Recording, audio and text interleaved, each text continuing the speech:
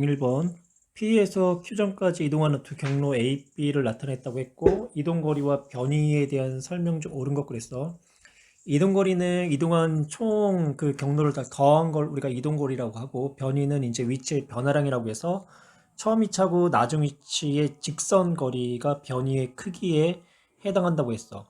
그러면 A하고 B는 처음 위치하고 나중 위치가 같으니까 얘네들의 이제 변이는 서로가 같은 거고 그 변이의 길이는 B의 길이와 같을 거야. 그 다음에 이동거리는 A가 B보다 크다. 그쵸? 경로 자체가 A가 B보다 더 먼 경로를 이동했기 때문에 이동거리는 A가 B보다 크고 그 다음에 그 B의 이동거리와 변이의 크기는 서로가 같다. 그쵸? 직선상의 운동이기 때문에 이동거리와 변이의 크기는 서로가 같아서 정답은 5번이 돼야 돼요. 21페이지 5번 그림은 직선상에서 운동하는 물체의 속도를 시간에 따라 나타낸 것이다. 이 물체의 운동에 대한 설명으로 옳은 것을 보기에서 있는 대로 고르시오라고 했네요. 우리가 이제 시간에 따른 속도 그래프에서는 두 가지를 해석할 줄 알아야 된다고 했어. 하나는 첫 번째 기울기는 가속도라는 거고, 그리고 그래프의 밑면적은 변이, 위치의 변화량을 의미를 한다. 그러면 이제 기억 0에서 1초 동안 평균 속도를 물어봤지. 평균 속도를 구할 때는 총 평균 속도를 구할 때는 이제 총 시간으로 이제 총 변이 값을 나눠주면 되는데 이때 이제 총 이동한 시간이 1초가 되는 거고 1세컨드 그리고 이제 총 이동한 변이는 그래프의 밑면적이니까 이 그래프의 밑면적은 플러스 1만큼 위치가 이제 증가를 했으니까 1m. 그래서 이제 평균 속도는 1m/s다라고 이렇게 이제 설명할 수 있는 방법이 하나가 있고 등 가속도 운동을 하고 있잖아. 그래프의 기울기가 시간에 따른 속도 그래프에서 일정하니까 그러면 이때는 등차 수열을 이용해서 처음과 마지막에 대한 속도를 얼마로 나눠준다? 2로 나눠준다. 그래도 역시 마찬가지로 1m/s라는 이제 속도 값이 나올 거라고. 그래서 0에서 1초 동안 평균 속도의 크기는 2m/s가 아니라 1m/s다라고 해야지만 맞는 이야기가 되겠지. 그 다음에 1에서 2초 동안 등속 직선 운동한다. 등속도 운동한다는 얘기잖아. 등속 직선 운동한다. 속도, 빠르기와 방향 등 일정하다. 그러니까 빠르기와 방향이 일정한 운동을 우리가 등속도 운동이라고 하는데 그 등속도 운동이라는 거는 직선상에서의 의미를 포함하고 있다고. 그래서 1에서 2까지는 등속도 운동하죠. 즉 등속 직선 운동한다. 뭐 이 얘기나 저 표현이나 다 같은 표현이야. 맞는 이야기야. 등속 직선 운동한다. 등속도 운동한다. 0에서 2초 동안 이동한 거리는 변이의 크기와 같은 3m라고 했는데 우선 지금 이 물체의 운동을 봤을 때 시간에 따른 속도 그래프에서 속도가 0m로 내려온 적이 없네. 속도의 방향이 뭐와 같냐면 운동 방향과 같다라고 얘기를 했어. 그러면 지금 얘는 속도가 0m로 내려오지를 않았기 때문에 운동 방향은 변하지 않은 거야. 계속 처음에 운동 방향 쪽으로 계속 이 물체는 이동을 했다고. 그래서 0에서 1까지는 처음 위치로부터 플러스 1만큼 위치가 이동했고 그 다음에 1에서 2는 이만큼 더 위치가 이동을 했으니까 변이값도 3이 되는 거고 그리고 이동거리도 동일하게 3m가 돼야 돼. 그래서 정답은 5번. 9번 문제 그림은 직선 도로에서 달리는 두 오토바이 A하고 B의 시간에 따른 위치를 나타낸 것이다 라고 했어. 시간에 따른 위치 그래프에서 우리가 해석할 거는 기울기가 속도다 라는 거죠. A 같은 경우는 시간에 따른 위치 그래프가 일정한 기울기를 갖고 있으니까 A는 등속도 운동이 되는 거고 그래서 A의 속도는 일정하다. 근데 얼마로 일정하냐면 3일 때 30m까지 이동했으니까 얘는 10m/s라는 속도로 일정한 운동을 하는 거고 B는 지금 어떻게 되냐면 점점 접선의 기울기가 어떻게 되냐면 점점 줄어들고 있죠. 그러니까 속도가 점점 느려지고 있다. 속도가 점점 느려진다라는 거는 가속도가 마이너스다. 그쵸? 그러니까 마이너스의 가속도를 갖고 있다는 얘기는 속도가 점점 운동 방향에 대해서 느려진다라는 것을 의미한다라고 했어. 그러면 이제 0에서 2초 동안 B의 가속도의 방향은 운동 방향과 반대라고 했는데 일단 운동 방향은 속도의 방향이 되는 거잖아. 근데 얘는 지금 기울기가 뭐야? 기울기가 속도죠. 근데 기울기는 무조건 어떻게 돼? 기울기가 속도인데 기울기는 양의 기울기잖아. 그러니까 운동 방향은 처음에 운동 방향에 대해서 변한 적이 없어. 왜냐? 기울기가 속도고 속도가 운동 방향인데 운동 방향, 즉 속도는 0보다 작은 값을 갖지 않아. 다르게 표현한다면 기울기는 음의 값을 갖질 않아. 그래서 운동 방향은 플러스 방향이 되는 거고, 그 다음에 이제 가속도의 방향은 속도가 점점 감소하기 때문에 어떻게 돼? 음의 값을 갖는 거지. 그래서 가속도의 방향은 음의 값 0보다 작다. 그래서 서로가 뭐 하고 있다? 반대 방향이다. 그래서 기억은 맞는 문장이 되는 거고. 0에서 2초 동안 A와 B의 평균 속력은 같다라고 했는데, 그래요. 총 시간분의 총 이동 거리가 평균 속력에 의미하는 거지. 근데 둘 다 운동 방향은 변한 적이 없어. 둘 다 2초 동안 둘 다 20m만큼의 거리를 이동했기 때문에 둘 다 평균 속력은 10m/s로 일정하다. 운동 방향이 변하지 않았단 말이에요. 운동 방향이. 그래서 변이와 이동 거리는 같을 거라고. 같은 시간 동안 같은 거리 이동했으니까 평균 속력은 A, B가 서로가 같다. 디귿 2초 1대의 순간 속력은 접선의 기울기인데 접선의 기울기 자체가 A가 B보다 크죠. 그래서 순간 속력은 A가 B보다 크다. 그래서 정답은 5번 3페이지 11번 직선상에 운동하고 있는 어떤 물체의 속도를 시간에 따라서 나타냈다. 0에서 1초 구간까지를 보니까 얘는 속도가 점점 증가하고 있네. 등 가속도 운동. 그리고 1초에서 2초까지는 속도가 일정하네. 등 속도 운동. 2에서 3초까지는 또 속도가 증가하고 있네요. 일정하게. 등 가속도. 3에서 4는 일정하니까 등 속도. 그 다음에 4에서 5까지는 속도가 일정하게 감소하고 있네. 등 가속도인데 가속도가 0보다 작은 값을 갖겠네. 그러면 이제 기억 등속 직선 운동할 때 이동한 총 거리를 물어봤지. 그러면 등속 직선 운동한 구간이 1과 2, 그 다음에 3과 4. 그럼 그때 이동한 거리는 그래프의 밑면적에 해당하는 거니까 1에서 2초까지는 플러스 4만큼 위치가 변한 거고 3에서 4일 때는 플러스 방향으로 6만큼 변했으니까 등속 직선 운동할 때의 이동 거리는 4에다가 6을 더해주면 10m 맞는 이야기가 되는 거고 가속도의 크기가 가장 큰 구간이라고 해서 크기야 방향은 의미가 없어 크기 그러니까 기울기를 의미하는 거지. 그러면 0에서 1, 그 다음에 2에서 3, 그 다음에 4에서 6 구간에서의 기울기가 딱 눈으로 봐도 0에서 1초일 때의 구간에서의 기울기가 가장 가파라 보인단 말이야. 그럼 이제 이때가 가장 크고요. 그때의 가속도는 1초 동안의 속도가 4가 변했으니까 4m/s의 제곱만큼의 크기를 갖는다라고 얘기를 해주면 되겠네. 그래서 니은은 틀렸어요. 디귿으로 갑시다. 4에서 6초 동안 4에서 6초 구간을 얘기하고 있네. 물체의 운동 방향은 일단 어떻게 물체의 운동 방향은 속도의 방향인데 속도가 다 양의 값을 갖잖아. 그래서 이제 운동 방향은 이제 플러스 방향, 0보다 큰 방향이라고 할게요. 플러스 방향. 그다음에 가속도는 기울기가 마이너스니까 가속도는 0보다 작은 0보다 잠시만요. 0보다 작다. 그래서 둘 다 서로가 어때요? 방향이 반대가 되는 거죠. 그래서 정답은 4번이 돼야 돼요. 그러면 정지 상태. 정지 상태라는 거는 처음 물체의 속력이 0이라는 얘기지. 그리고 출발한 어떤 물체의 가속도를 시간에 따라서 나타냈다. 0에서 2초까지는 가속도가 일정하니까 등 가속 운동, 2에서 4는 등 속도, 4에서 6은 등 가속도. 그러면 0에서 2초까지는 속도가 가속도 그래프에서는 면적이 속도의 변화량이니까 0에서 2초까지는 속도가 20m/s만큼 증가한 거고 2에서 4는 일정한 거고요. 4에서 6은 속도가 마이너스 20m만큼 감소를 했겠네.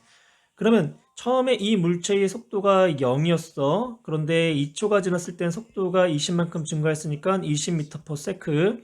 그 다음에 4초까지는 등속도 운동이니까 그대로 20m/s가 되는 거고, 그리고 이제 6초일 땐 속도가 마이너스 20만큼 감소했으니까 다시 이제 정지가 되겠네. 하지만 0에서 6초 사이까지 일단은 어때요? 속도가 0인 구간은 있지만 속도가 마이너스 구간인 건 없지. 그러니까 운동 방향이 바뀌지는 않았다라는 거야. 그러니까 정지 상태에서 속도가 빨라졌다가 느려졌다가 정지. 운동 방향은 바뀌지를 않았어. 그러면 4초일 때 물체의 속도는 얼마냐라고 했는데 4초일 때 물체의 속도는 20m/s. 1번 맞는 이야기가 되는 거고, 0에서 4초 동안의 평균 가속도를 지금 물어봤잖아. 그러면 0에서 4초까지의 평균 가속도는 0에서 4초까지의 시간에 따른 속도의 변화량으로 표현하면 돼. 그래서 다시 표현하면 0에서 4초까지의 가속도는, 평균 가속도는 0에서 4초까지의 시간에 따른 0에서 4초까지의 속도의 변화량이다. 그러면 0에서 4초까지의 시간의 변화량은 4세컨드 초. 그러면 0에서 4초까지의 속도의 변화는 0일 때는 0, 4일 때는 20. 그러면 이제 변화량은 얼마냐면 20m/s가 되는 거죠. 그러면 가속도는 얼마? 5m/s의 제곱. 그래서 2번은 틀렸어. 그 다음에 이제 3번으로 갑시다. 3번. 0에서 6초 동안 물체의 이동 거리를 지금 물어봤잖아. 그러면 0에서 이제 6초까지의 물체의 이동 거리를 이제 계산할 때는 두 가지 방법을 이용해도 돼. 하나는 그래프를 그려가지고 시간에 따른 속도 그래프로 나타내가지고 해도 되고, 등가속도 운동 방정식을 0에서 2, 2에서 4, 4에서 6 이렇게 두 경우를 이제, 그러니까 그러니까 구간을 등가속도 운동 방정식을 이용해서 풀어도 된다고. 근데 선생님이 이제 수업 시간에도 이야기를 했지만 등가속도 운동 방정식을 이용하는 것보다 이 그래프를 통해 가지고 문제를 푸는 게 훨씬 시간도 단축되고 실수하기도 적어. 그래서 얘를 우리가 시간에 따른 이제 속도 그래프로 나타내고요. 얘를 한번 그래프로 한번 나타내 볼게. 이제 시간은 0, 2, 4, 6, 0, 2, 4, 6이 되는 거고, 그러면 0일 때 속도는 0, 그 다음에 2초일 때의 속도가 20, 그러면 이제 20 여기다 합시다. 20 그래서 여기, 그 다음에 이제 4초일 때도 20, 근데 6초일 때는 빵이 되는 거죠. 그러면 얘네는 이제 이런 그래프가 나오겠네요. 이렇게 증가하다가 일정하다가 이렇게 감소하는 그래프, 이렇게 나올 거야. 그러면 0에서 6초까지 물체의 이동거리, 그러면 시간에 따른 속도 그래프에서 그래프의 밑면적이 변이다. 그러면 0에서 2초까지 변이는 플러스 방향으로 10m만큼 이동한 거고요. 그쵸? 그 다음에 이제 2에서 4까지는 10m가 아니라 20m구나. 20m 이동한 거고요. 2에서 4까지는 운동 방향에 대해서 40m를 이동한 거고, 4에서 6초까지도 운동 방향에 대해서 20m를 이동했으니까 전체 이동한 거리는 80. 그렇죠? 변이도 80, 이동 거리도 80. 운동 방향이 변하지 않았구나. 그래서 이동 거리와 변이가 같구나. 그래서 운동 방향이 변하지 않을 때는 이동 거리와 변이가 같아요. 그래서 답은 일단 2번이 틀린 거고요. 3번도 맞고요. 0에서 2초 동안, 4에서 6초 동안, 0에서 2초 동안, 그 다음에 4에서 6초 동안 속도의 방향은 바뀌지 않았죠. 다 0보다 크니까. 그래서 같다 맞고요.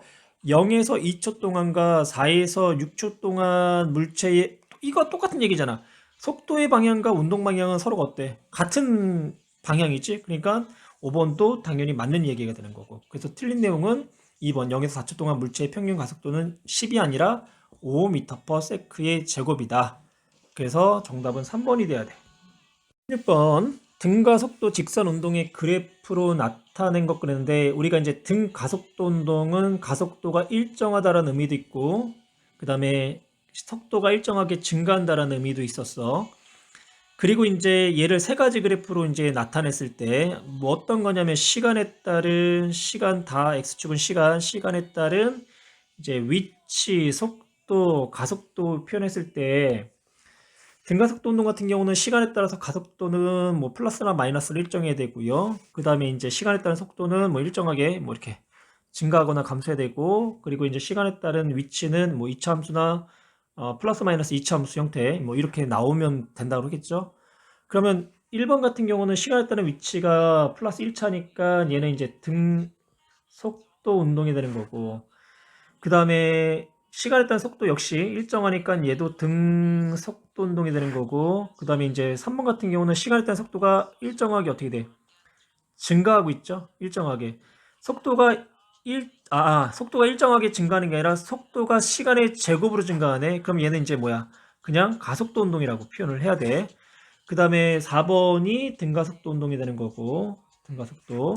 그 다음에 5번이 가속도가 일정하게 증가하는 운동. 이것도 우리가 그냥 일반적으로 가속도 운동이다라고 표현해. 그래서 5번과 3번을 다시 설명하면, 5번 같은 경우는 시간에 따라서 가속도가 증가하는 걸 말하는 거야. 증가하는 거.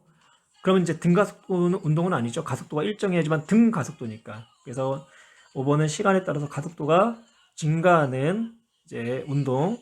그리고 3번은 시간에 따라서 가속도가 점점 더 증가하는 운동. 이렇게 표현을 하면 돼. 그래서 답은 4번이 돼야 돼요.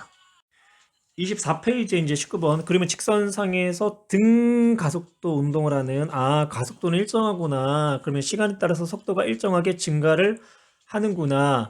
0에서 2m/s, 2초일 때 4m/s, 4초일 때 10m/s인데, 0에서 2초 동안은 2초 동안 속도가 4가 증가했고, 또 2에서 4초 동안도 속도가 4가 증가했네. 그러니까 2초 동안 4씩 증가했으니까 가속도는 2m/s의 제곱이 될 거야. 그러면 이제 한번 이걸 이제 한번 나타내 볼게요. 처음에 이제 0초일 때 속도는 2m/s고요. 그 다음에 2초일 때의 속도는 6m/s, 그리고 4초일 때의 속도는 10m/s이다. 그러면 0에서 2초 구간에서의 가속도, 0에서 2초 구간에서의 가속도는 시간의 변화량분의 속도의 변화량인데, 시간은 2초가 흘렀고, 그때 2초일 때 속도에다가 0초일 때의 속도를 빼주면 6 빼기 2m/s, 그래서 2분의 4, 그러면 2m/s의 제곱이라는 가속도가 나오겠죠. 그러면 2에서 4에서도 역시 2m/s의 제곱이 나와야지만 등 가속도 운동이 되겠어. 그러면 이제 2에서 4까지의 가속도도 우리가 나타내면 시간에 따른 속도의 변화량인데, 그러면 이제 시간의 변화량은 2초, 그러면 속도의 변화량은 6에서 10으로 변했으니까 속도가 4만큼 증가한 거죠. 그러면 역시 마찬가지로 2m/s의 제곱이라는 등가속 운동을 하고 있다라는 것을 우리가 설명할 수 있고, 그래서 이제 기억은 맞았고요. 그럼 이제 봅시다. 그러면 3초일 때는 2에서 3초까지는 1초가 시간이 지난 거잖아. 그러면 1초 동안 속도가 얼마 증가해야 돼? 1초 동안 2m/s만큼 증가한다. 그래서 3초일 때 물체의 속도는 8m/s가 되겠죠. 그러면 1초일 때는 얼마일까요? 1초일 때는 4m/s, 5초가 될 때는 12m/s, 6초가 될 때는 14m/s가 되겠지. 왜? 1초당 2m/s만큼의 가속도가 증가하니까. 왜? 가속도가 2m/s의 제곱, 1초당 2m만큼 속도가 증가한다. 3초일 때 물체의 속력은 그쵸? 방금 이제 물어봤던 거. 그 다음에 이제 디귿 2에서 4초 동안의 이동 거리는 0에서 2초 동안의 4배다. 이제 이런 것들을 해결할 때 이제 이게 그래프보다 등가속도 운동 방정식을 이용해서 푸는 게 훨씬 수월하다는 거를 이때 이제 느끼는 거야. 우리가 가속도 알고 있어. 그 다음에 2초일 때, 4초일 때 속도도 알고 있고, 0초일 때, 2초일 때 속도도 알아. 그러면 가속도 나와 있어. 그리고 각각의 시간에 따른 속도 나와 있어. 그때의 이제 이동 거리를 물어볼 때 우리는 이 식을 이용하면 참 편할 수가 있겠네. 그래서 이제 등가속도 운동 방정식 세 번째, EAS는 V 제곱 마이너스 V 제로의 제곱이다. 그러면 여기다가 이제 이걸 한번 대입해 봅시다. 그러면 2에서 4초까지 이동한 거리를 S1이라고 할 거고요. 0에서 2초까지 이동한 거리를 S0라고 한번 표현해 볼게. 그러면 2에서 4초까지 이동한 거리 EAS1은 낮은 속도, V제곱은 낮은 속도의 제곱이야. 그럼 2에서 4초까지의 낮은 속도는 4초일 때 속도. 그래서 4초일 때 속도의 제곱에다가 V0는 처음 속도. 그러니까 2초에서 4초까지니까 2초가 처음 속도가 되는 거야. 그래서 V2의 제곱. 그 다음에 이제 두 번째 0에서 2초 동안은 EAS0는 2초일 때 속도의 제곱 마이너스 0초일 때 속도의 제곱이다. 그러면 이제 여기다가 이제 하나씩 이제 그냥 제시한 것들을 다 대입해 볼 건데 가속도는 여기서 이제 2가 나왔죠. 원래 이거 비례식으로 풀어도 되는데 한번 정확하게 한번 나타내 보는 거야. 그러면 4초일 때 속도가 10이었으니까 10의 제곱 100. 그 다음에 이제 2초일 때 속도가 6이었으니까 66에 36. 그쵸? 그럼 36. 그리고 0초일 때 속도가 2였으니까 2는 4. 그래서 이제 S1은 2 곱하기 가속도 2분의 100분의 36이니까 얼마가 나오냐? 64가 나오겠네. 그래서 미터. 그 다음에 이제 S0는 2 곱하기 2분의 36 빼기 4니까 32 미터. 그러면 몇 배가 돼야 돼? 4배가 아니라 2배가 되는 거죠. 그래서 이것은 틀렸고, 그래서 정답은 3번이 돼야 돼요. 25페이지 이제 23번 등속 원운동이라고 했는데 얘는 등속도 원운동이 아니라 등속력 원운동이라고 했어. 왜냐하면 등속도 원운동은 속도, 크기와 방향이 일정하다라는 걸 의미하고 있는데 원운동은 운동 방향이 접선의 방향이라고 했잖아. 여기 있을 때는 이쪽, 여기 있을 때는 이쪽, 여기 있을 때는 이쪽, 여기 있을 때는 이쪽. 운동 방향이 계속 그때 수시로 바뀌고 있지. 그러니까 얘는 등 속도가 아니야. 운동 방향이 일정하지 않기 때문에 그래서 우리가 등속력 원운동이다라고 표현을 해야 된다고 했어. 그리고 이제 운동 방향이 속도의 방향이니까 접선 방향이 되는 거고 운동 방향은 속도 방향, 속도 방향은 접선 방향, 운동 방향, 접선 방향, 속도 방향 다 같은 얘기지. 그러면 이제 이때 힘의 방향은 구심력이라는 걸 받아야 된다고 했어. 구심력. 그래서 원의 중심 방향으로. 그래서 이제 등속 원운동은 운동 방향과 가속도의 방향 혹은 힘의 방향이 서로가 수직 관계에 놓여 있는 그런 운동이다라고 이제 표현을 해요. 그러면 물체의 속력은 빠르기는 일정해요. 그래서 물체의 속력은 일정하다. 그래서 등속력 원운동이다. 물체의 운동 방향은 이 접선 방향, 그래서 계속 변하고 있고요. 그리고 얘는 가속 운동을 하고 있죠. 속력은 일정하지만 방향이 바뀔 때 가속도가 생긴다고 했잖아. 그래서 가장 가속도가 클 때가 뭐냐면 벽면에다가 물체를 집어 던졌는데 예를 들어서 이제 속도가 10m/s로 집어 던졌는데 부딪히고 나서 반대 방향으로 10m/s로 튕겨져 나올 때 이때가 속도의 변화가 가장 크기 때문에 가속도가 가장 크다. 빠르긴 일정하지만 운동 방향이 정반대일 때가 가속도가 가장 크다고 했어. 그러니까 얘네들 같은 경우도 지금 계속 운동 방향이 바뀌고 있단 말이야. 빠르긴 일정하지만 그래서 이제 가속도가 작용하고 있고 그때의 가속도를 우리가 구심 가속도라고 해. 그때의 힘을 구심력이라고 해. 그래서 이러한 힘, 모든 지점에서 손을 잡고 있는 중심 방향으로 작용하는 이런 힘들을 우리는 구심력이라고 하고 물리 2에서 좀 더 구체적으로 이제 배울 거야. 그래서 물체 속력은 일정하다. 이 운동 방향이 계속 변한다. 가속도 운동이다. 이것도 맞죠? 그래서 정답은 5번이 돼야 돼요. 5페이지에 이제 25번 세 가지의 운동에 대한 이야기인데 가 같은 운동을 우리가 뭐라고 표현하냐면 얘를 자유낙하 운동. 자유낙하 운동. 그래서 얘는 이제 이 가속도가 중력 가속도를 지라고 하거든. 그러니까 대략 이제 9.8m/s의 제곱으로 일정한 이런 이제 운동을 하는 거야. 그래서 이 자유낙하 운동은 우리가 이제 등 가속도 운동이다라고 표현하면 되는 거고 나는 이제 이런 운동 우리 이제 앞에서도 봤는데 등속 원운동이라고 하지. 근데 정확하게 표현하면 등속력 원운동이다. 이 경우에는 이제 운동 방향, 즉 속도의 방향하고 가속도의 방향, 다른 말로 힘의 방향이 서로가 이제 수직 관계에 놓여 있는 운동이라고 했고, 이때는 빠르기는 어떻다고 했어요? 빠르기는 일정하지만 운동 방향이 어때? 운동 방향이 계속 수시로 어떻게 되냐면 운동 방향은 변한다. 일정하지 않고 변함. 그 다음에 이제 달을 우리가 이제 이런 근해 운동이라고도 하는데 얘를 우리가 이제 진자 운동이라고 해. 진자 운동. 그래서 이것도 이제 물리 2에서 더 자세히 배울 텐데 진자 운동 같은 경우가 이런 것들 이렇게 이제 한번 봅시다.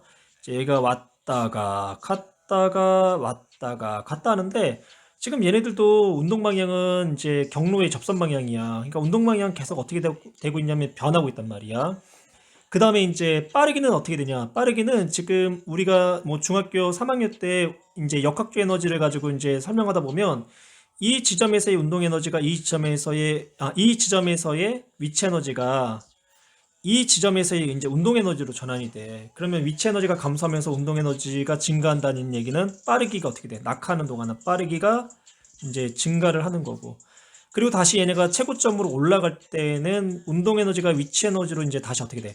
전환되는 거잖아. 그러니까 이때 속도는 점점 감소하는 거고. 그래서 진자 운동 같은 경우는요. 운동의 방향과 빠르기가 둘 다 변하는 운동을 말해. 그러면 이제 기억부터 봅시다. 가는 운동 방향이 일정하고, 그래, 가는 운동 방향이 일정해. 아래 방향. 속력이 변하는 운동이다. 그렇죠? 속력이 점점 빨라지고 있는 운동이잖아. 1초당 9.8m/s씩. 나는 속도가 변하지 않는 운동이다. 그래, 등속력 원운동은 속력은 일정해. 하지만 운동 방향은 바뀌지.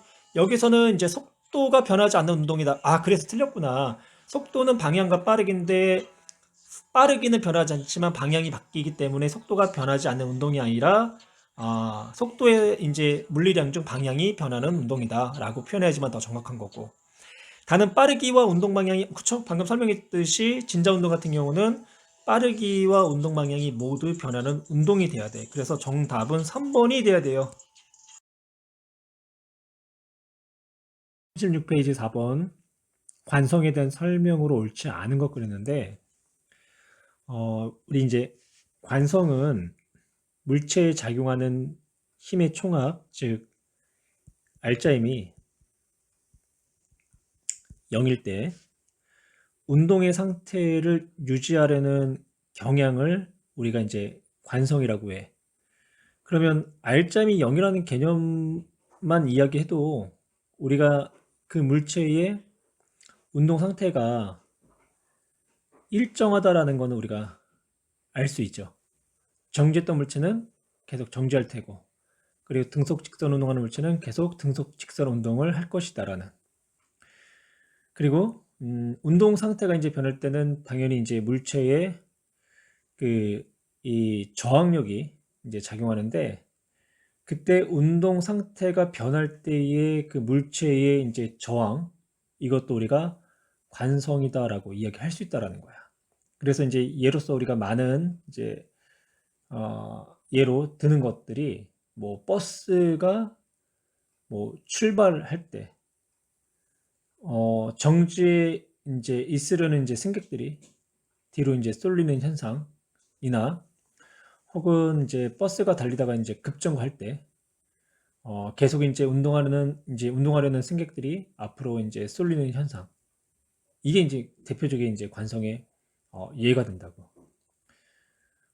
이제 뭐 관성의 이제 원리는 이제 뭐 물체의 운동과 적용된 힘에 의해서 영향을 받는 물체를 이제 기술하는 뭐 이런 이 고전적 원리도 있고요. 그리고 뭐 이런 것들을 이제 자연 철학의 수학의 원리라고 그 아이작 뉴턴의 논문집에서 관성을 이제 제1법칙으로 이제 정의를 내렸어.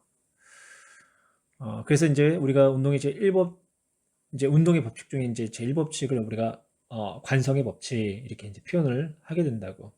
그래서 이걸 다시 정리하게 되면 관성은 외부의 힘이 가해지지 않을 경우 물체는 일정한 속도로 계속 움직이려고 하거나 정지한 물체는 계속 이제 정지한 상태를 유지하려는 성질, 혹은 물체의 모양이 그 모양의 상태를 계속 유지하려는 성질, 이제 이런 것들을 뉴턴의 제1법칙, 관성의 법칙에서는 이렇게 설명을 하고 있지.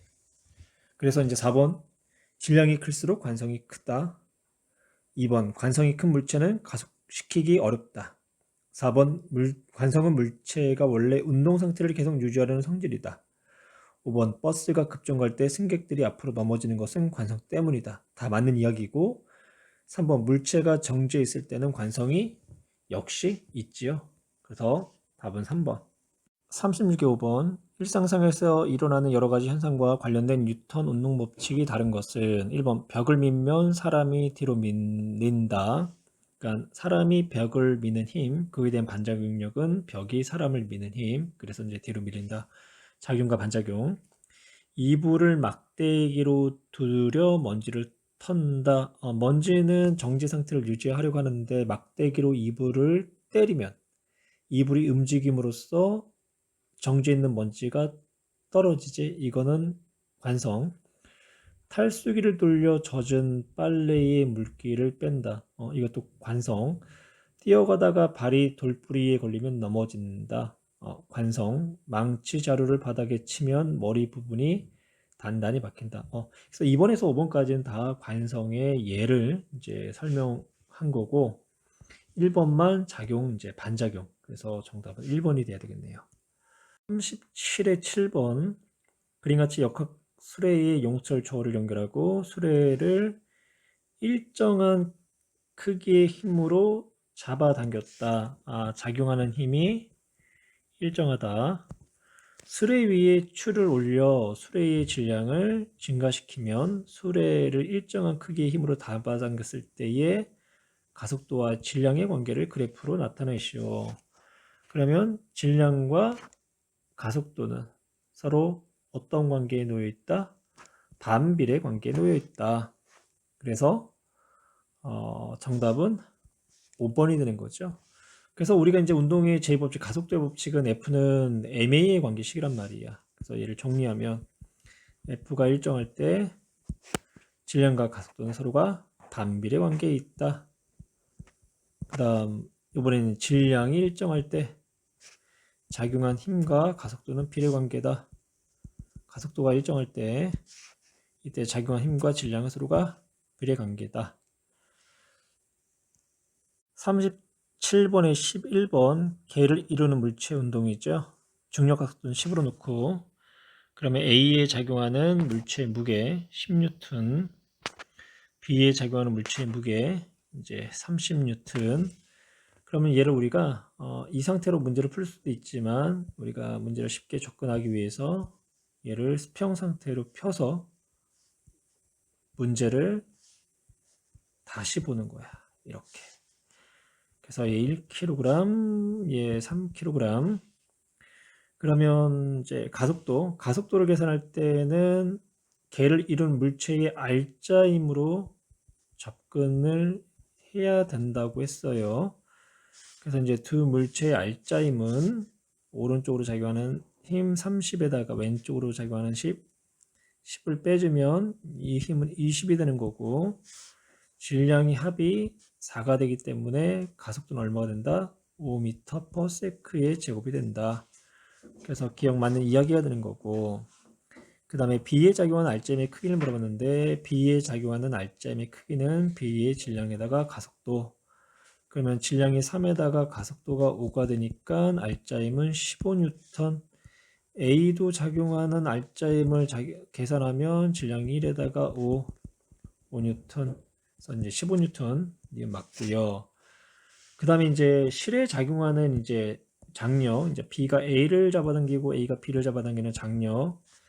그러면 이제 이걸 우리가 두 가지 경우를 다 살펴볼 건데 A를 가지고 이제 문제를 풀어봅시다. 그래서 A에 작용하는 알짜임은 5N인데 A에 작용하는 알짜임은 오른쪽으로 작용하는 장력에다가 왼쪽으로 작용하는 A의 무게, 즉 중력. 그래서 이제 장력 값은 얼마가 나온다? 15N이 나온다. B를 가지고도 할 수도 있죠. 그럼 B에 작용하는 알짜 힘은 오른쪽으로 작용하는 B의 무게 30, 왼쪽으로 작용하는 장력. 그러면 역시 마찬가지로 장력은 얼마가 나온다? 15N이 나온다. 그래서 디귿 줄에 걸리는 장력의 크기는 얼마? 20이 아니라 15. 그래서 정답은 기억과 니은. 38페이지 12번 마찰이 없는 수평면 위에 10kg짜리 물체 A와 5kg짜리 물체 B가 실로 연결되어 있대. 네, 30N의 힘으로 B를 끌어당겼을 때에 대한 설명 중 옳은 것을 보기 위해서 고르시오라고 했는데 A의 가속도나 B의 가속도나 걔를 잃었기 때문에 같지요. 그러면 이제 가속도를 계산할 때는 걔의 알짜임으로 접근을 하라고 했어. 그래서 A의 질량 10에다가 B의 질량 5 곱하기 가속도는 얼마? 30이 된다. 그래서 A, B의 가속도는 2m/s의 제곱이 나오겠죠. 그래서 기억 맞고.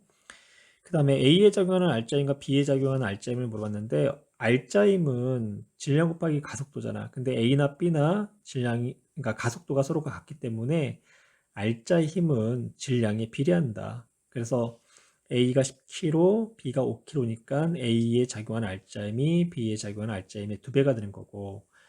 그리고 이제 실이 이제 B가 A를 잡아당기는 장력이랑 이제 A가 B를 잡아당기는 이제 장력의 크기를 디귿에서 물어봤는데 우리가 이 경우에는 A를 가지고 문제를 푸는 게 더 식이 간단할 것 같죠? 그래서 A에 작용하는 알짜임은 장력이다. 그러면 장력 자체가 A에 작용하는 알짜임이니까 질량이 10에다가 가속도 2.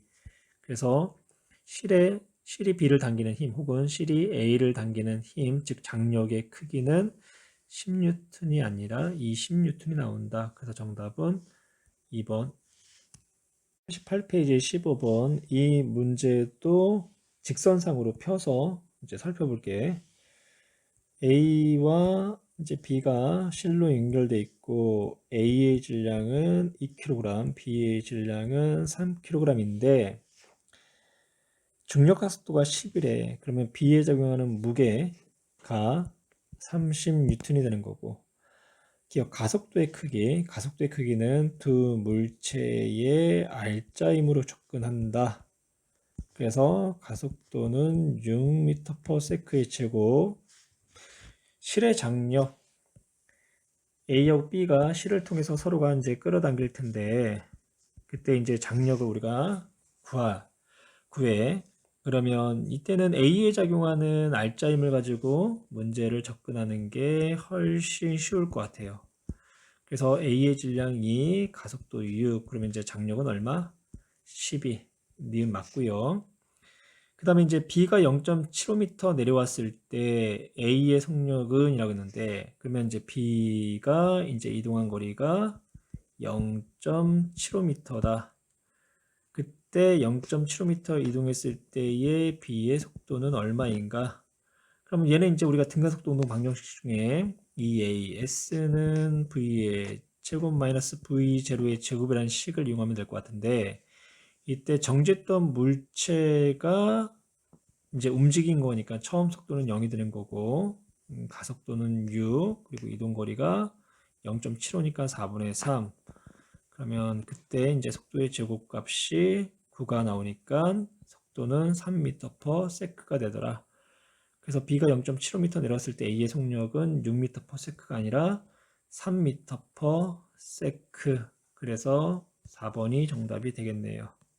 39의 19번 그림같이 마찰이 없는 수평면 위에 A 3kg짜리 물체와 B 이제 2kg짜리 물체가 놓여져 있고 오른쪽에서 왼쪽으로 B에게 20N의 힘을 지금 주고 있어. 그러면 이제 이때 설명 중 옳지 않은 것을 이제 찾으라고 했는데 먼저 이제 A, B의 가속도 한번 찾아봅시다. A의 질량 3, B의 질량 2에다가 가속도 A가 이제 20N이 된다. 그러면 A의 가속도는 4m/s의 제곱. 그 다음 A에 작용하는 알짜임의 크기는 A의 질량에다가 가속도 A. 그럼 A의 질량이 3, 가속도가 4. 그러면 이제 12N이 되겠죠. 그 다음에 A가 B를 미는 힘 혹은 B가 A를 미는 힘은 서로가 같아야 되는데 하나는 8이고 하나는 12니까 3번이나 4번 둘 중에 하나가 옳지 않는 내용이 될 거야. 그러면 이제 이 경우는 B가 A를 미는 힘을 FA라고 하고 A가 B를 미는 힘을 FB라고 할 때 우리는 A에 작용하는 알짜의 힘을 통해서 A가 B 혹은 B가 A를 서로 미는 그 힘의 크기를 쉽게 더 찾을 수 있을 거라고요. 그래서 이제 A에 작용하는 알짜 힘이 B가 A를 밀어주는 힘이다. 그러면 걔가 여기서 계산한 것처럼 얼마? 12N. 그러면 일단은 3번이 틀린 내용이고요. 5번 A, B에 작용한 알짜힘의 크기를 물어봤는데 지금 이 경우 가속도는 같으니까 알짜힘은 뭐와 같다? 질량 B와 같다. 질량 B. 그래서 질량이 3kg, 2kg이니까 알짜힘의 크기 B는 3대2. 그래서 5번도 맞는 내용이 되는 거죠. 그래서 이제 틀린 내용은 3번. 39페이지 20번 우리 A, B에 작용하는 힘들을 한번 표현해 볼 건데 지구가 B를 잡아당기는 중력은 30, 또 지구가 A를 잡아당긴 힘은 10. 그러면 이때 B가 A를 업었네. 그러면 지구가 A를 10N으로 잡아당기면 A가 자신의 무게만큼으로 B를 동일하게 10N의 힘으로 누를 거야. 그러면 그러니까 A와 접촉한 B가 또한 A를 떠받쳐 주겠죠. 떠받쳐줘. 그 떠받쳐주는 힘을 우리가 수직항력이라고 하는데 그 수직항력도 10이 되는 거야. 그래서 이제 우선 이제 A에 작용하는 이제 알짜힘을 표현하면 위쪽으로 10N, 아래쪽으로 이제 10N. 두 힘은 서로가 작용점이 같기 때문에 더할 수 있어. 그래서 수직방의 알짜힘이 0이기 때문에 얘는 계속 정지 상태를 유지를 하는 거야. 그 다음 이제 B도 지금 정지 상태를 유지하고 있으니까 알짜힘이 0이란 얘기죠. 그러면 그 힘을 한번 찾아볼 거야. B는 자신만 있을 때는 바닥을 30N으로 밀 텐데 지금 B가 A를 업은 상태이기 때문에 A로부터 10N의 힘을 더 받는 거지. 그래서 자신의 무게와 A가 이제 A를 업은 힘 10N까지 합치면 B가 바닥을 누른 힘은 40N일 거라고. 그러면 그 힘에 대한 반작용력으로서 B와 접촉한 면이 B를 이제 수직 방향으로 떠 받쳐줄 텐데, 그러면 이게 B의 수직항력, 그 힘은 B가 바닥을 눌러준 힘의 크기와 동일할 거라고. 40. 그러면 이제 B에 작용하는 알짜 힘은 B의 무게에다가 A가 B를 누르는 힘, 그리고 바닥이 B를 떠받쳐주는 수직항력 40. 그래서 0이 되는 거고 역시 정지 상태를 계속 유지를 하고 있겠네요. 그러면 기억 A가 B를 누르는 힘은 이거죠. A가 B를 누르는 힘 10N이다. 맞고요. B가 수평면으로부터 받는 힘, B가 수평면으로부터 받은 힘이 수직항력 40이 되죠. 30이 아니라. 그 다음에 A가 B를 누르는 힘과 B가 A를 떠받치는 힘은 평형관계가 아니라 작용과 반작용이죠. 왜냐면 A가 B에게, 그러면 그거에 대한 반증력은 B가 A에게의 관계의 힘이니까. 그래서 정답은 1번.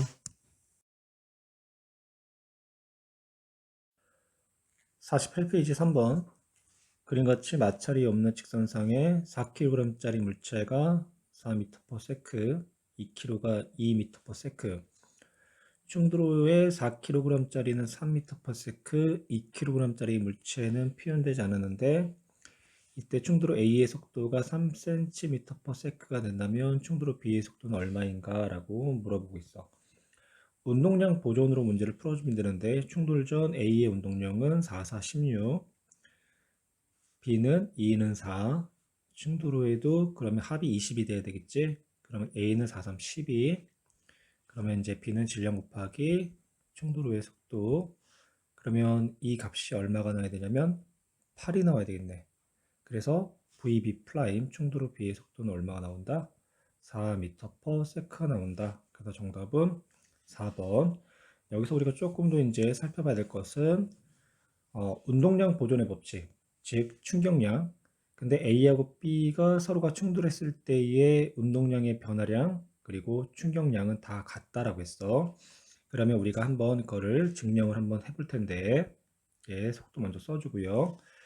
어, A가 B로부터 받은 충격량, A의 충격량을 I로 쓸게요. 이거는 A의 운동량의 변화량이 되는데, A의 운동량의 변화량은 충돌 후 A의 운동량에다가, 이거, 충돌 전에 A의 운동량을 이제 빼준 값으로 표현할 수 있고, B의 충격량은 B의 운동량의 변화량이 되는 거고, B의 충돌 후 운동량에다가 충돌 전 운동량을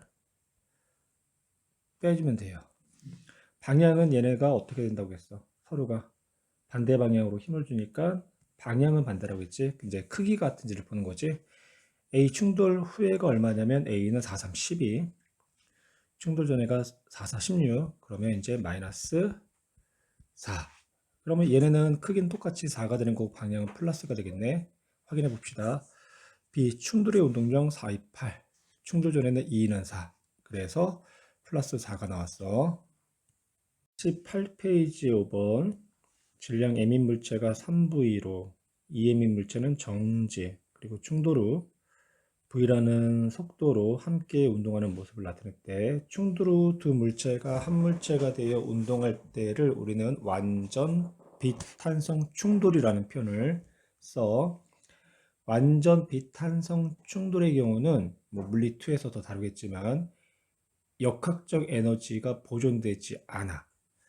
그럼 바로 보기로 넘어가면 충돌 후 A의 운동량은 감소했다. 그쵸? A가 충돌 전에는 3mV였는데 충돌 후에는 mV가 되기 때문에 운동량은 감소했고 이때 운동량의 변화량은 방향까지 고려해 준다고 한다면 후분의 충돌 전이니까 마이너스 2mV가 될 거야.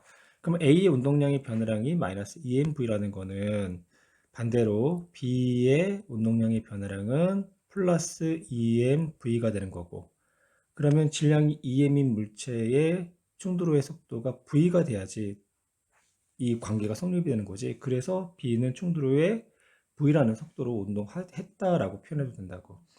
충돌 전의 운동량은 보존이 됐죠. 충돌 전에 총 3mv, 충돌 후에도 질량을 합치면 m 플러스 2m이고요. 속도가 V니까 역시 3mv. 그래서 충돌 전의 3mv와 충돌 후의 3mv는 같다. 충돌 과정에서 B가 받은 충격량 그랬는데 B가 받은 충격량은 A의 운동량의 변화량, 즉 B의 운동량의 변화량과 같죠.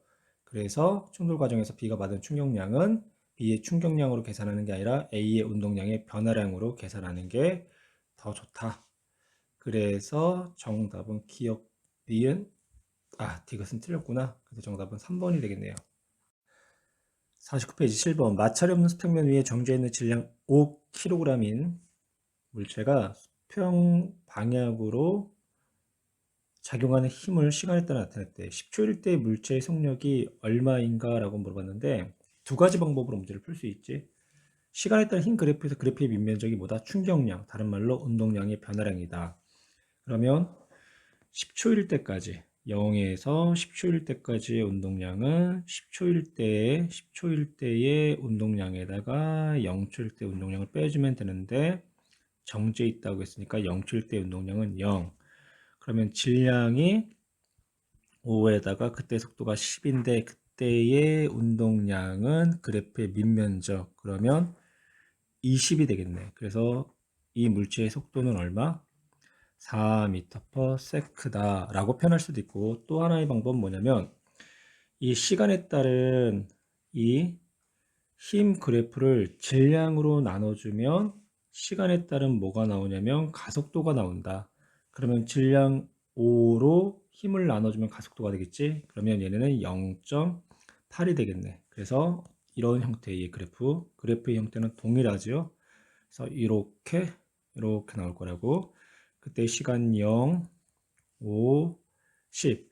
그러면 그래프의 밑면적, 시간에 따른 가속도에서 그래프의 밑면적이 의미하는 거는 속도의 변화량, 10초일 때의 속도에다가 0초일 때 속도를 빼주는데 0초의 속도는 0. 그러면 그래프의 밑면적이 얼마? 0.8 나누기 2에다가 10을 해줬으니까 얼마? 4m/s 값이 나오겠네. 그래서 뭐 여러 가지 방법으로 문제를 풀어주면 돼. 49페이지 9번. 무중력 상태에서 우주 공간에서 두 우주인 A, B가 서로 손을 맞대고 미는 상황이래. 그러면 A가 B에게 밀어주는 힘을 우리가 FB라고 하고, B가 A에게 밀어주는 힘 A라고 한다면 두 힘의 크기는 같죠. 방향은 반대고, 그리고 서로가 F라는 힘을 밀어준 시간도 A, B가 같을 거라고. 그래서 힘 곱하기 시간은 충격량이 되는 거고, 충격량은 운동량의 변화량이 되기 때문에 A의 운동량의 변화량과 B의 운동량의 변화량은 같다. 근데 이때 질량은 누가 크냐면 A가 B보다 크다. 그러면 A와 B가 받은 충격량의 크기는 서로가 같을 수밖에 없죠. 운동량의 변화량도 같고, 그 다음에 뒤엔 A와 B의 운동량의 변화량의 합은 0이다. 그치? 서로가 밀어주기 전에 서로가 정지해 있는 상태이기 때문에 운동량의 합은 0이야. 그러면 각각의 운동량의 변화량의 합이 충돌로 운동량의 합과 같잖아. 그래서 A, B의 운동량의 변화량 합은 0이다. 여기다 식을 다시 쓴다면 이렇게 표현하는 거야. A의 운동량의 변화량은 이쪽을 우리가 마이너스, 이쪽을 플러스로 할게. 그러면 나중 운동량 값은 마이너스가 되겠죠. 그래서 마이너스 PA라고 할게. 거기다가 이제 어떻게 돼? 빼기 처음에 운동량이 0이었잖아. 그래서 A의 운동량의 변화량은 마이너스 PA가 될 거라고. 그걸 식으로 표현하면 MA, VA라고 표현합시다. 방향은 마이너스. B의 운동량의 변화량은 나중 오른쪽으로 운동했죠. 그래서 B 마이너스 0. 그러면 PB 얘는 MB, VB 이렇게 표현할 수 있다고요. 그때 이제 얘네 크기는 같고 방향은 서로가 반대잖아. 반대. 그래서 얘와 얘 운동량을 합했을 때 결론적으로 이 값이 어떻게 된다? 0이 되더라. 0이.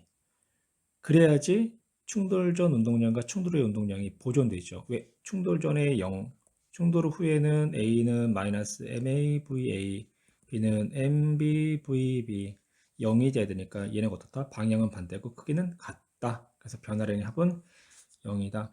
손을 때는 속도의 크기는 그랬는데 질량이 작은 애가 빠르겠지. 그래서 A하고 B 중에 B의 질량이 작대. B가 질량이 작은 반면에 속도는 큰 거고요. A는 질량이 큰 반면에 속도가 작아서 그 크기는 어떻게 돼야 돼?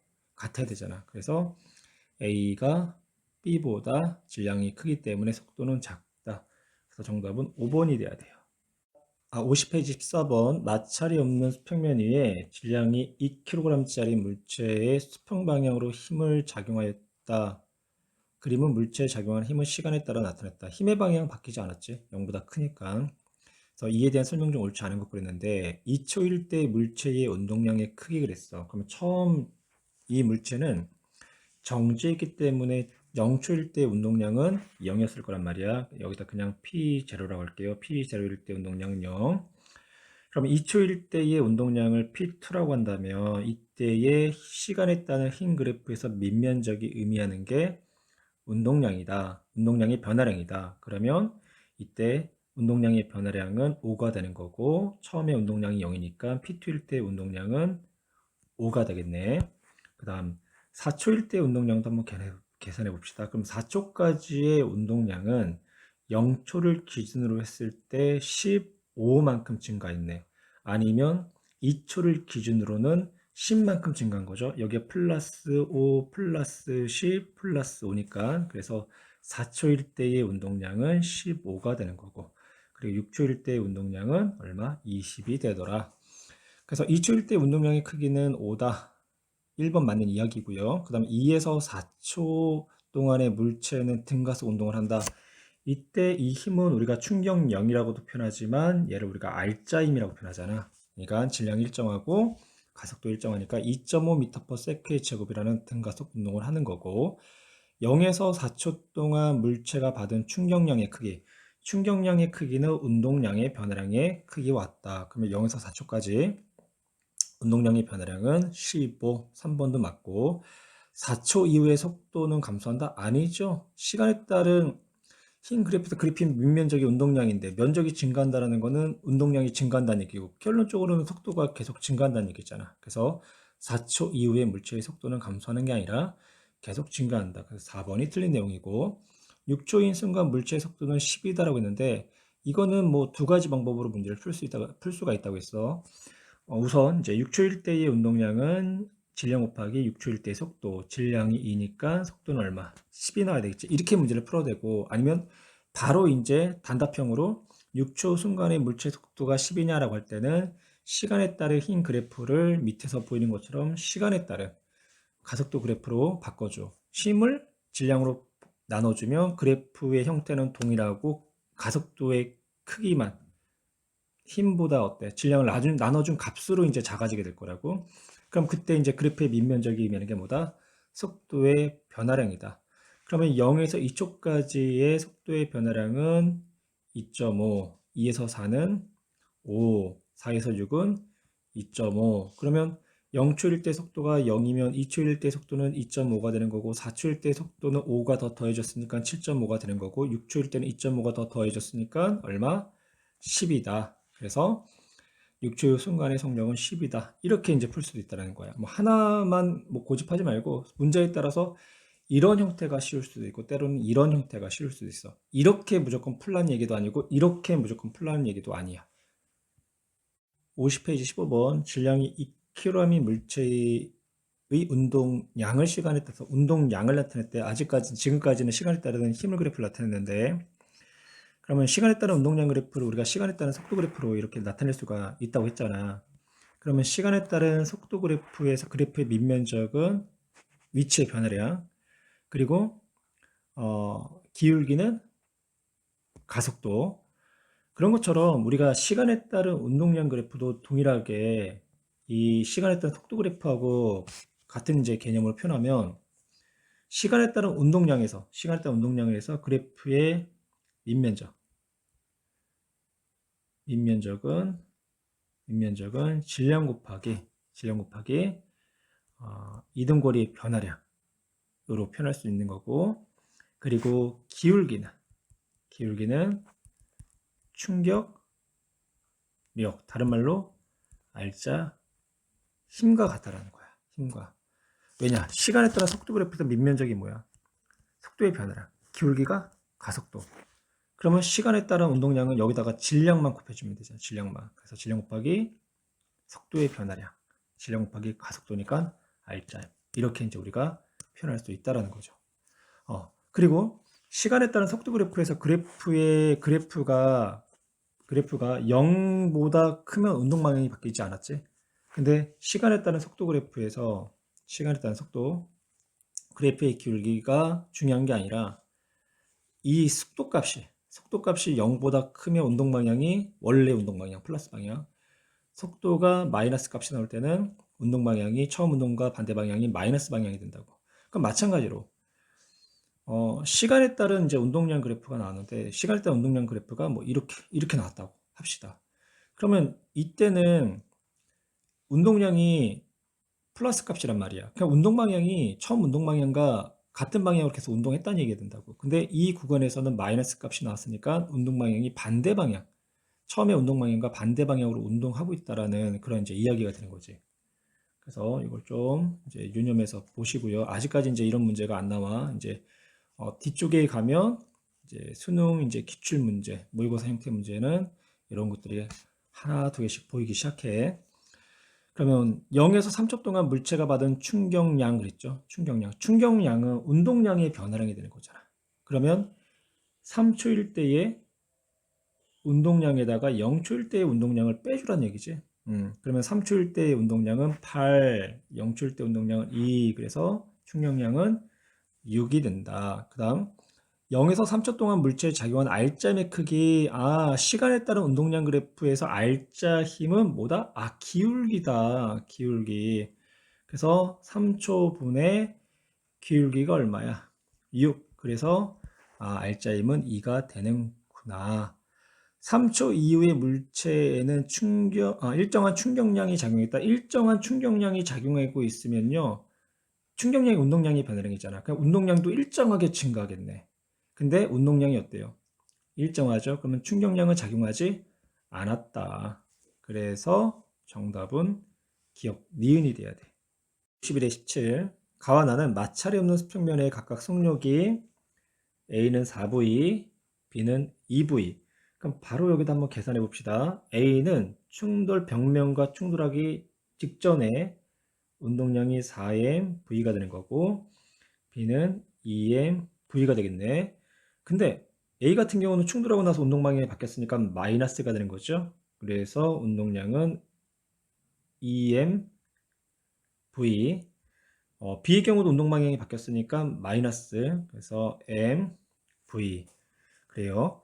그리고 나서 이제 A가 B가 벽에 수직으로 충돌한 후 뭐 2V, MV 속력으로 반대 방향으로 튀어나오고 어쩌고저쩌고 돼 있는데 여기서 무슨 말이 지금 주어져 있냐? 벽과 충돌하는 시간은 A가 B의 몇 배다? 충돌 시간은 A가 B의 2배래. 아, A의 충돌 시간은 B의 몇 배다? 2배다. 그러면 A의 충돌 시간이 B의 2배. 이렇게 표현할 수 있죠. 그럼 이제 가부터 한번 우리가 충격량, 운동량의 변화량을 한번 표현해 볼 거고, 그리고 나서 나도 한번 표현해 볼게. 그럼 가에서 충격량은 A가 벽으로부터 받은 충격량은 충격력 곱하기 충돌 시간 B로 표현할게요. B.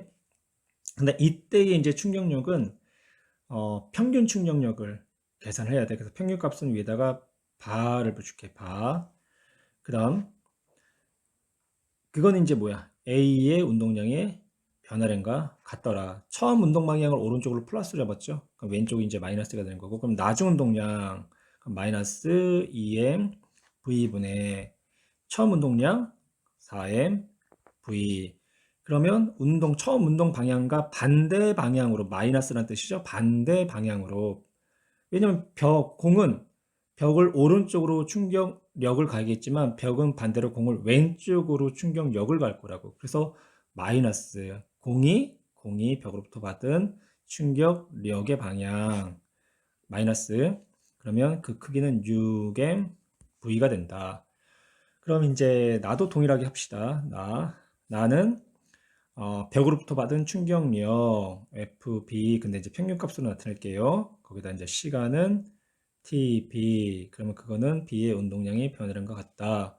그럼 낮은 운동량은 마이너스 MV. 그리고 처음 운동량은 EMV를 빼줘야 되겠죠? 그래서 얼마? 마이너스 3MV. 역시 마이너스. 운동 방향의 반대 방향으로 벽이 공에게 충격력을 가했다. 그러면 이제 봅시다. 이제 가가 나보다 어때? 가가 나보다 충격량, 즉 운동량의 변화량이 2배가 크죠? 2배. 근데 가한 시간은 A가 B의 몇 배다? 2배다. 그러면 서로가 벽으로부터 받은 충격력의 평균값은 어때? 결론적으로 같았다는 얘기죠. 같았다. 그래서 시간이 2배였기 때문에 가의 충격량, 즉 운동량의 변화량이 2배가 더 컸다. 이렇게 표현하면 되는 거고.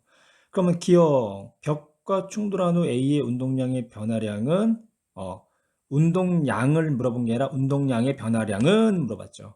벽과 충돌한 후 A의 운동량은 EMV지만 크기는 운동량의 변화량은 이라고 했으니까 마이너스 6MV가 되는 거죠. 그래서 마이너스 6MV. 근데 이제 크기를 물어봤기 때문에 이제 절대값을 취해서 이제 6MV라고 표현을 해줘야 돼. 그래서 기억은 틀렸고.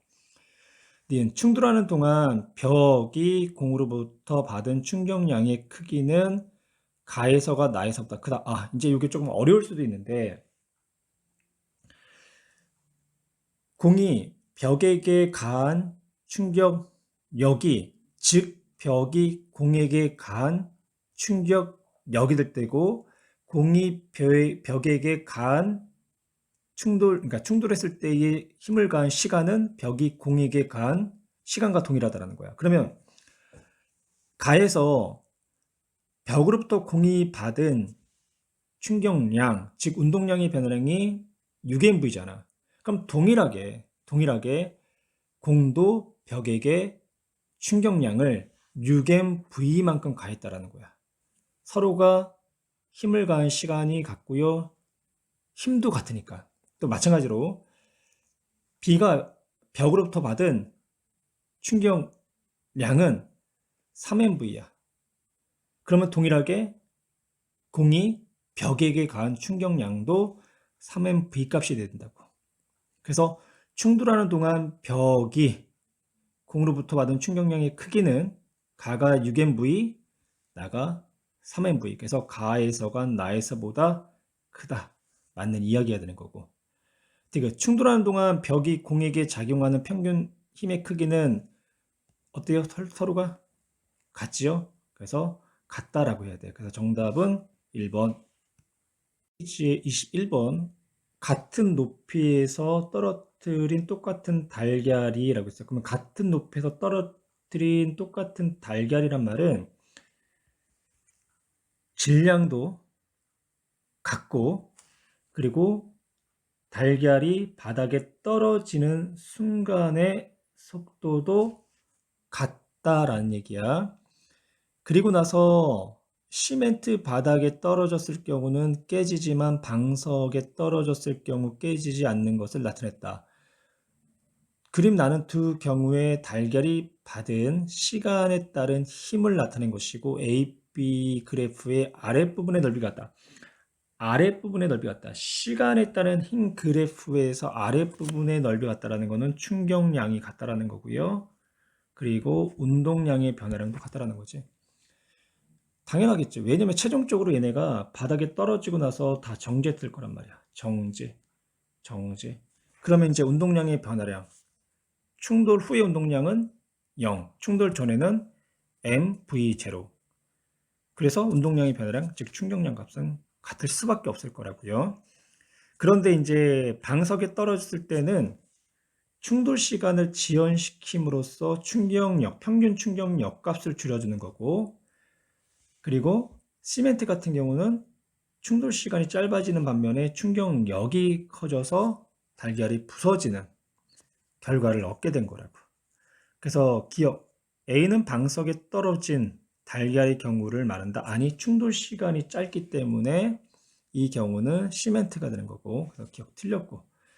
방석이 떨어진 경우보다 시멘트 바닥이 떨어지는 경우 달걀이 받는 충격량은 둘 다 같지요. 얘는 틀렸고. 두 달걀의 운동량의 변화량의 크기는 같다.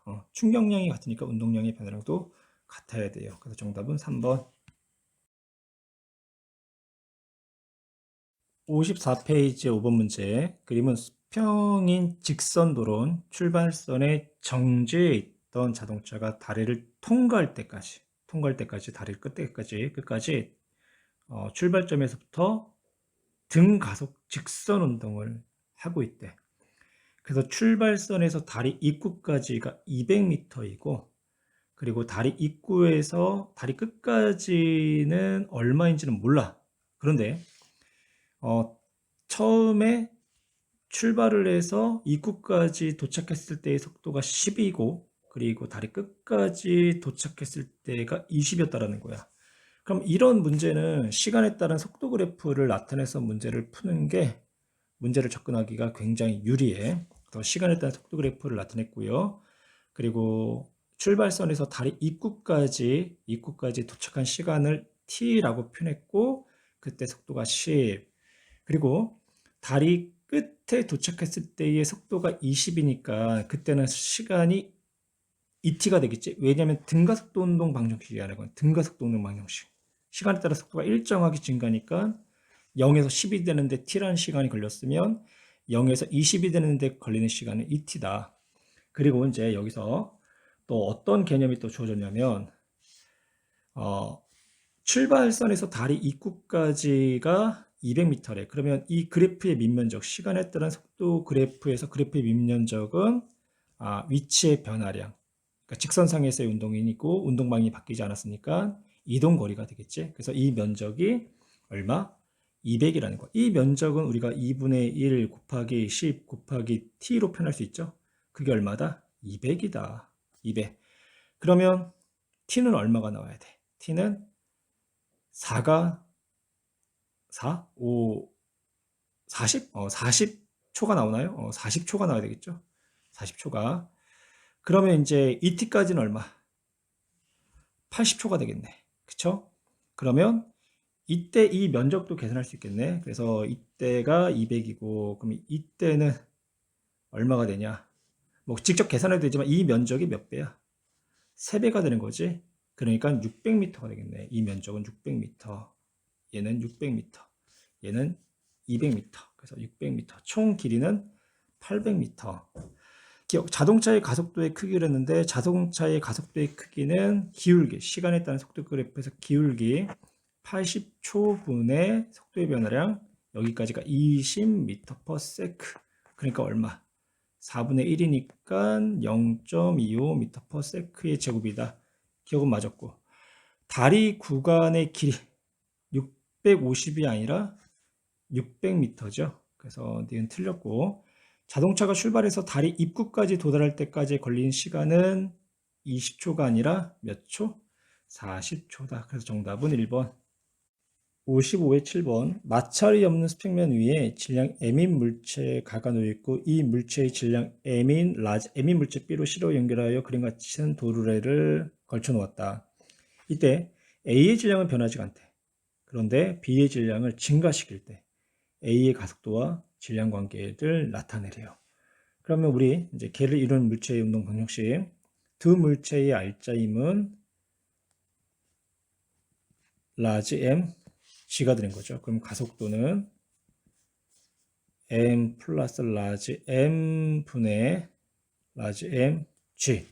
근데 여기서 뭐가? 이 라지 M 값이 변한대. 그럼 얘를 한번 이렇게 식으로 한번 나타내 볼까요? 스몰 m은 상수가 되는 거고 이 m을 그냥 x로 놓을게. x분의 xg. 그러면 이 함수의 그래프를 나타라는 얘기네. 나타내라. 그러면 이제 이걸 수학적으로 접근해도 되고 그냥 이해해도 돼. x 값이 증가함에 따라서 분모의 x 값이 증가할수록 분자의 x 값은 또한 어떻게 돼? 증가하겠죠? 그러면 x 값이 크면 클수록 얘네가 어떻게 돼? 기울기가 점점. 기울기는 점점 완만해지는 거지. 기울기는 커지되 기울기는 점점 어떻게 된다? 완만해지는 형태의 그래프를 나타낸다. 그러면 거기에 관련된 그래프는 3번이 되겠네요. 3번. 95회 10번. 질량이 위에서부터 3kg, 2kg, 5kg 물체 A, B, C를 쌓아놓은 모습이다. 이에 대한 설명 중 옳은 것 그랬어. 그러면 힘의 분해를 다 한번 해볼게. 먼저 공간이 좀 작을 것 같으니까 아래다가 좀 그림을 다시 그려봅시다. 크게 그릴게요. A, B, C. 이제 아래는 수평면 A, B, C. 질량은 3, 2, 5. 그러면 A부터 한번 해볼게. A 30N이라는 무게가 작용하고 있죠. 그러면 A가 B를 30으로 눌러줄 거고 역시 B가 C를 30으로 눌러주면 C는 바닥을 또 30으로 눌러줄 거야. 그 다음 이제 B 봅시다. B는 20만큼의 중력이 작용하고 있고요. 그러면 B가 C를 20으로 눌러주겠네. 그러면 C도 바닥을 20으로 눌러줄 거야. 그 다음 C. 지구가 C를 50으로 잡아당겨주면 C는 바닥을 50으로 눌러주겠네. 그러면 이제 알짜임을 계산할게. 힘의 합력. 근데 A, B, C, D 다 지금 정지죠, 정지. 그러면 수직 방향으로 작용하는 각각의 알짜임은 A가 됐던 B가 됐던 C가 됐던 다 0값이 나올 거야. 0. 그러면 봅시다. A부터 합시다. A. 그러면 이제 A의 알짜임이 0이라는 거는 A가 B를 30으로 눌러줬어. 30으로. 그러면 B는 A를 30으로 떠받쳐주는 수직항력이 작용할 거라고. 그래서 A의 알짜임은 0. 그 다음 B의 알짜임도 0.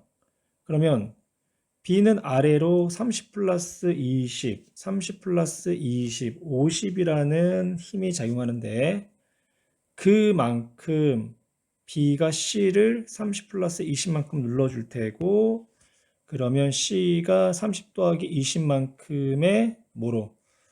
수직항력으로 B를 떠 받쳐줄 거야. 그래서 B는 A를 50N의 수직항력으로 떠받쳐준다. 그러면 B는 아래로 30 더하기 20, 50, 위쪽으로 50, 그래서 0, 그래서 알짜임이 0이 되겠네요. 그 다음에 C도 봅시다. C는 아래로 30, 20, 50, 즉 100만큼의 힘이 작용하고 있는데 얘네 역시 알짜임이 0이라는 거는 C를 떠받쳐주는 수평면이 얘를 100N이라는 수직항력으로 떠받쳐줄 거야. 그 이유야 C가 바닥을 총 100으로 눌렀으니까 반작용력에 있어서도 수평면, 즉 바닥이 얘를 100으로 떠받쳐줄 수밖에 없겠죠. 그래요. 그래서 세 물체에 각각 작용하는 알짜임은 다 정지 상태이기 때문에 0. 책상이 C를 떠받쳐주는 힘의 크기는 C가 바닥을 넣어준 힘의 크기 100과 똑같은 100. C가 B를 떠받쳐주는 힘은 얼마? 50이죠, 50. 50. 요거 떠받쳐주는 힘. 힘은 B에 작용하는 중력의 힘과 평행관계다. B에 작용하는 중력은 얼마? 20밖에 안 된단 말이야. 20. 그래서 D가 틀렸어요. 그래서 정답은 기억니은 3번. 어렵죠?